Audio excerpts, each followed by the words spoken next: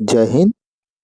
आज का यह वीडियो वर्ग 6 की हिंदी की पाठ्य पुस्तक किसले बिहार बोर्ड अरमान पाठ से संबंधित है। आज हम लोग इस वीडियो में प्रत्येक पंक्ति का भावार्थ जानेंगे, शब्दार्थ जानेंगे। राम नरेश त्रिपाठी द्वारा रचित यह कविता है। वर्ग 6 के हिंदी की पाठ्य पुस्तक किसले भाग 1 से लिया गया है। तो सबसे पहले हम जान लेते हैं कवि परिचय के बारे में। इस कविता के कवि रचयिता राम नरेश त्रिपाठी जी हैं। राम नरेश त्रिपाठी जी का जन्म 4 मार्च 1881 ईस्वी को सुल्तानपुर उत्तर प्रदेश में हुआ था। ये हिंदी भाषा के पूर्व छायावाद युग के कवि थे। कविता, कहानी, उपन्यास, जीवनी, संस्मरण, बाल साहित्य सभी पर इन्होंने कलम चलाई। ग्राम गीतों का संकलन करने वाले वह हिंदी के प्रथम कवि थे जिसे कविता कॉमेडी के नाम से जाना जाता है।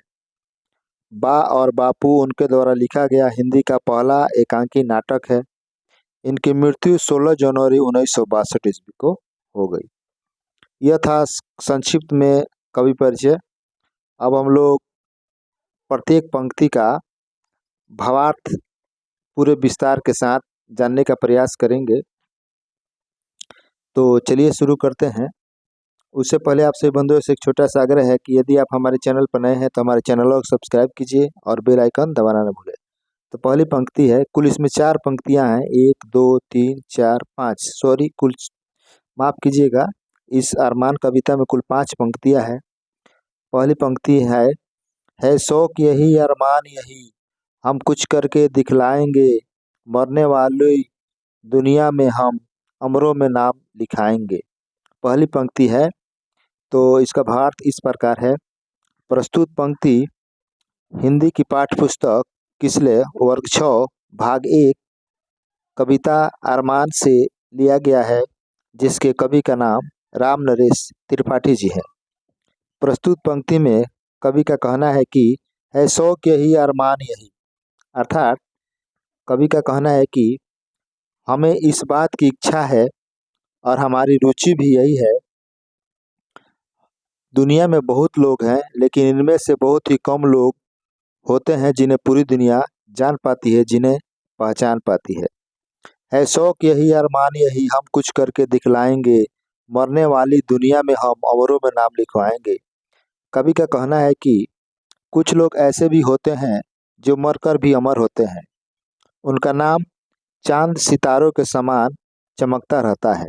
वे लोग अपने द्वारा किए गए कार्यों को इस कदर छोड़ जाते हैं जिन्हें लोग उनके कार्यों को लेकर ही याद करते रहते हैं। लिखा हुआ है, कवि का कह रहा है कि मरने वाली दुनिया में हम अमरों में नाम लिखवाएंगे।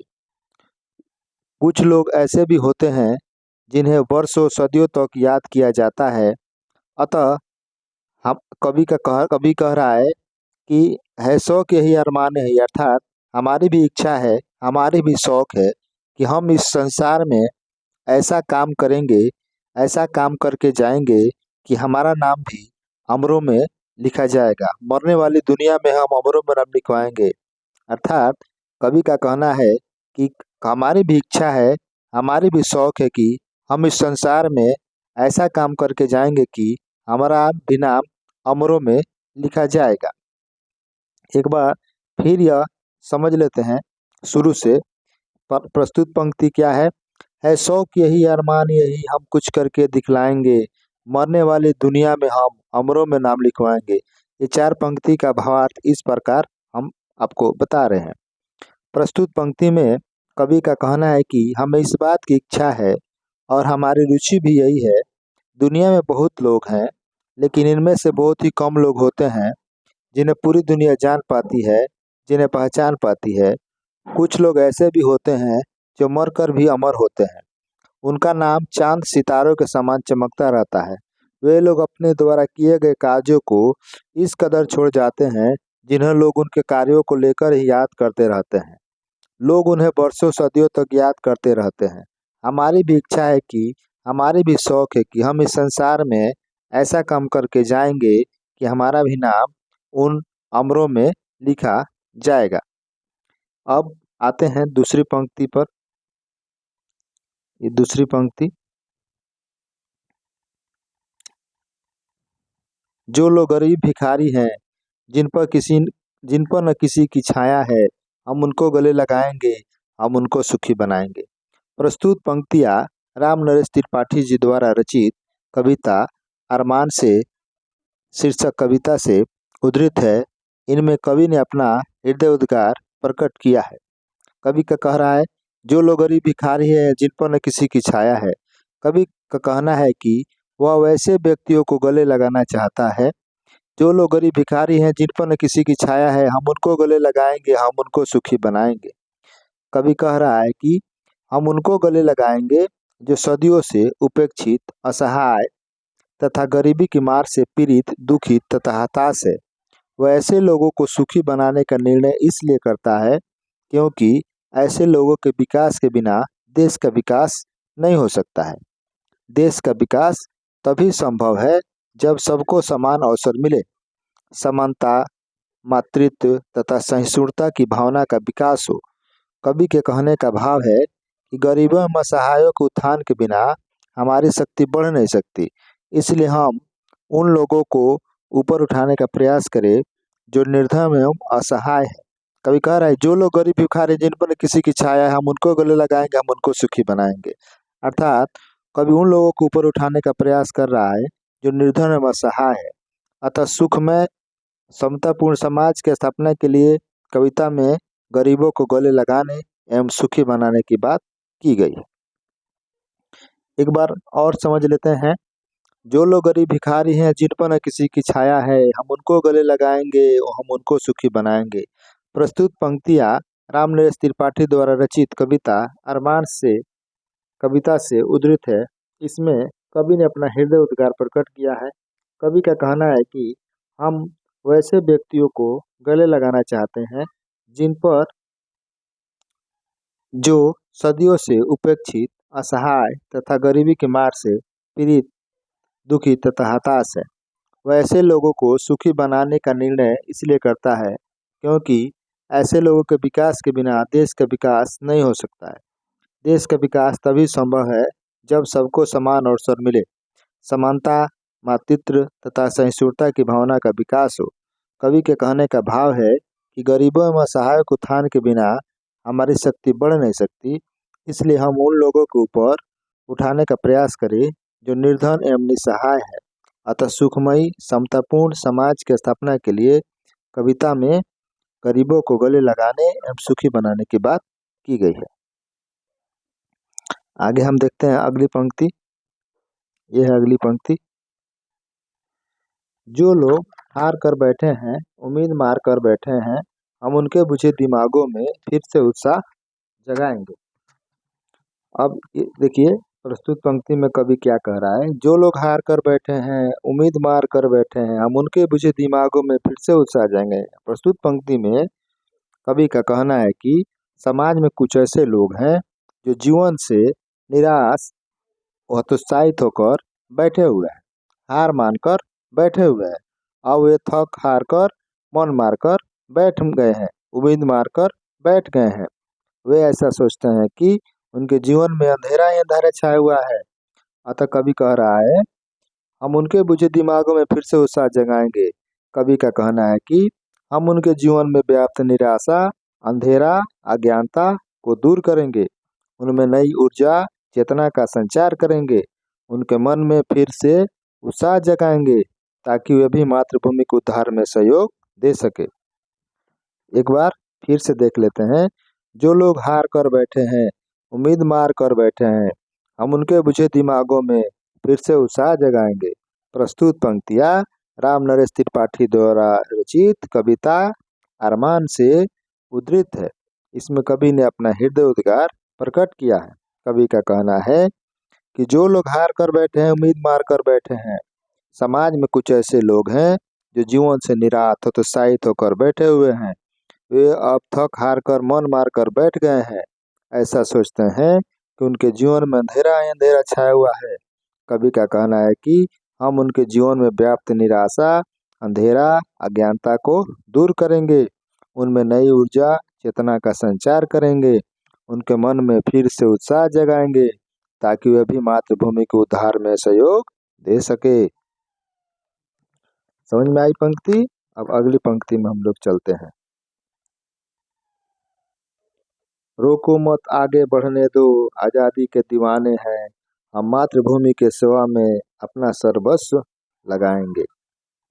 प्रस्तुत पंक्ति में कवि कह रहा है कि रोको मत आगे बढ़ने दो, आजादी के दीवाने हैं, हम मातृभूमि के सेवा में अपना सर्वस्व लगाएंगे। प्रस्तुत पंक्तियां वर्ग 6 की पाठ्य पुस्तक किसलय भाग 1 से संकलित है, जिसके कवि राम नरेश त्रिपाठी जी हैं और उन्होंने अरमान शीर्षक कविता लिखा है और यह अरमान शीर्षक कविता से ही उद्धृत है। प्रस्तुत पंक्ति में कवि बोल रहे हैं, रोको मत आगे बढ़ने दो, आज़ादी के दीवाने हैं। कवि ने वैसे लोगों को सावधान किया है जो आज़ादी के मार्ग पर चलने वाले लोगों के विरोधी हैं, आज़ादी के मार्ग में रोड़ा बनकर बाधा डालने वाले का प्रयास करते हैं, आज़ादी के मार्ग में रोड़ा बनकर बाधा डालने का प्रयास करते हैं। कवि कह रहा है कि रोको मत आगे बढ़ने दो, आज़ादी के दीवाने हैं। कवि ऐसे लोगों को सतर्क करते हुए कहता है कि ये आज़ादी के दीवाने हैं, इन्होंने अपनी मातृभूमि की खुशहाली के लिए अपना सर्वस्व, हम मातृभूमि के सेवा अपना सर्वस्व लगाएंगे। इन्होंने मातृभूमि के खुशहाली के लिए अपना सर्वस्व अर्पित कर दिया है। इन्हें कोई भी शक्ति इनके कर्तव्य पद से विचलित नहीं कर सकती है। इन्होंने मातृभूमि के उद्धार के लिए शरीर धारण किया है, इसलिए इन्हें अपने कर्म पथ पर बढ़ने दो। इनकी राह में रुकावटें डालने का प्रयास मत करो। ये मातृभूमि के सच्चे सबूत है। कवि ने सच्चे देशभक्तों की विशेषताओं की ओर हमारा ध्यान आकृष्ट किया है। कवि एक बार इसका फिर भावार्थ जानने का प्रयास करते हैं। रोको मत आगे बढ़ने दो, आज़ादी के दीवाने हैं, हम मातृभूमि के सेवा में अपना सर्वस्व लगाएंगे। प्रस्तुत पंक्तियाँ वर्ग 6 की हिंदी की पाठ्य पुस्तक किसलय भाग 1 से संकलित है, जिसके कवि राम नरेश त्रिपाठी द्वारा रचित अरमान शीर्षक कविता से उद्धृत है। कवि कह रहा है कि रोको मत आगे बढ़ने दो, आज़ादी के दीवाने हैं, हम मातृभूमि के सेवा में अपना सर्वस्व लगाएंगे। कवि ऐसे लोगों को सावधान किया है जो लोग आज़ादी के मार्ग पर चलने वाले लोगों के विरोधी हैं, आज़ादी के मार्ग में रोड़ा बनकर बाधा डालने वाले हैं। कवि ऐसे लोगों को सतर्क करते हुए संदेश देता है कि ये आज़ादी के दीवाने हैं, इन्होंने अपनी मातृभूमि की खुशहाली के लिए अपना सर्वस्व अर्पित कर दिया है। इन्हें कोई भी शक्ति अपने पर इनके कर्तव्य पथ से विचलित नहीं कर सकती है। इन्होंने मातृभूमि के उद्धार के लिए शरीर धारण किया है, इसलिए इन्हें अपने कर्म पथ पर बढ़ने दो। इनकी राह में रुकावट डालने का प्रयास मत करो। ये मातृभूमि के सच्चे सपूत हैं। कवि ने सच्चे देशभक्तों की विशेषताओं की ओर हमारा ध्यान आकृष्ट किया है। और पांचवी और अंतिम पंक्ति के बारे में जानते हैं हम लोग। पांचवी और अंतिम पंक्ति का भावार्थ जानने का प्रयास करते हैं। हम उन वीरों के बच्चे हैं जो धुन के पक्के सच्चे थे, हम उनका मान बढ़ाएंगे, हम जग में नाम कमाएंगे। हम उन वीरों के बच्चे हैं जो धुन के पक्के सच्चे थे, जो हम उनका मान बढ़ाएंगे, हम जग में नाम कमाएंगे। प्रस्तुत पंक्ति में कवि राम नरेश त्रिपाठी जी कह रहे हैं कि हम उन वीरों की संतान हैं जिन्होंने अपनी प्राण की रक्षा के लिए अपने देश की रक्षा के लिए अपने प्राण दे दिए, लेकिन अपने पद से विचलित नहीं हुए। उन्होंने अपने शान तथा मान के लिए सर्वस्व का त्याग कर दिया। लिखा है कि जो हम उन वीरों के बच्चे हैं जो धुन के पक्के सच्चे थे, हम उनका मान बढ़ाएंगे, हम जग में नाम कमाएंगे। कवि कह रहा है कि हम वैसे लोगों की संतान हैं जिन्होंने अपने मान तथा शान के लिए सर्वस्व का त्याग कर दिया। हम उनकी यशोगाथा में 4 चांद लगाने का प्रयास करेंगे ताकि पूर्वजों का मान बढ़े और यह विश्व यह बात स्वीकार करे कि भारतीय त्याग के प्रतिमूर्ति होते हैं। वे मातृभूमि के कल्याण के लिए ही शरीर धारण करते हैं। ऐसी स्थिति में हमें अपने आप को कर्तव्य पथ पर आरूढ़ रहने का प्रयास करना चाहिए ताकि संसार हमें श्रद्धा की दृष्टि से देखता रहे। कवि कह रहा है कि हम उन वीरों के बच्चे हैं जो धुन के पक्के सच्चे थे, हम उनका मान बढ़ाएंगे, हम जग में नाम कमाएंगे। कवि कह रहा है कि हम उन वीरों की संतान है जिन्होंने अपने प्राण देश की रक्षा के लिए अपने प्राण तक दे दिए, लेकिन अपने पद से विचलित नहीं हुए। उन्होंने अपने शान तथा मान के लिए सर्वस्व का त्याग कर दिया। इसलिए हम भी उनकी यशोगाथा में चार चंद लगाने का प्रयास करेंगे, ताकि पूर्वजों का मान बढ़े और विश्व ये बात स्वीकार करे कि भारतीय त्याग के प्रतिमूर्ति होते हैं। वे मातृभूमि के कल्याण के लिए ही शरीर धारण करते हैं।